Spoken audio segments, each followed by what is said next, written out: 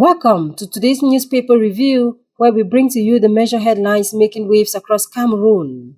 Let us dive straight into the top stories. La Nouvelle Expression revisits a letter written in 1957 by nationalist leader Robert Umnyobe to the then Prime Minister André-Marie Biya. In it, he warned of the dangers of tribalism and regionalism, issues that are still threatening Cameroon's unity today. The article suggests that his words were prophetic as these problems continue to pose serious risks to the country's stability.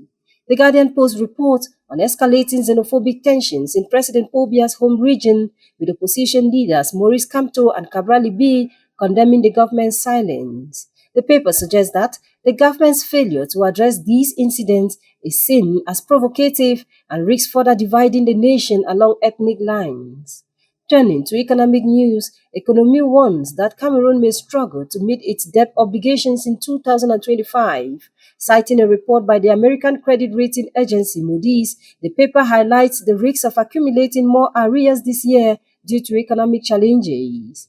Integration newspaper reports that Cameroon's Minister of Territorial Administration, Paul Atanganji, and the former Secretary General of the International Civil Protection Organization, Yap Mariatu, are caught in a scandal involving the illegal migration of Cameroonians to Switzerland.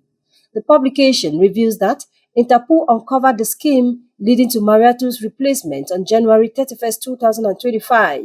According to Emergence newspaper, Cameroon's economic outlook for 2025 appears bleak, with inflation expected to rise further. The publication warns that the increased cost of living will add more strain to an already struggling population.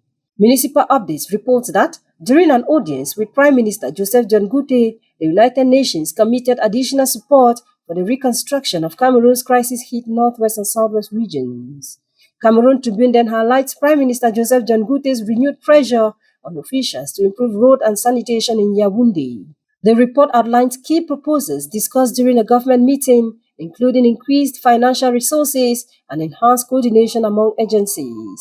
A working group has been tasked with developing sustainable solutions within 2 weeks, the paper reports. According to Info Matin, political activist Elibi Lobe narrowly escaped an attack on February 25 when unidentified men stormed his office in the Makepe neighborhood of Douala.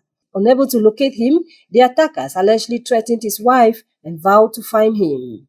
L'Oeil du Sahel reports that a new multimedia center is now operational at the Minawao refugee camp. The initiative is expected to enhance communication and education opportunities for refugees, providing them with better access to digital resources. As reported by Mutation, Cameroonians are flocking to registration centers for the newly introduced national identity cards. The surge in demand has resulted in long queues, with applicants hoping to obtain the document as soon as possible. Le Jour uncovers a scandal in Cameroonian football, where player Eric Parfait-Njumeni has accused Victoria United president Valentine Quine of torture. The report details how the player's complaint has sparked reactions from the National Union of Footballers of Cameroon.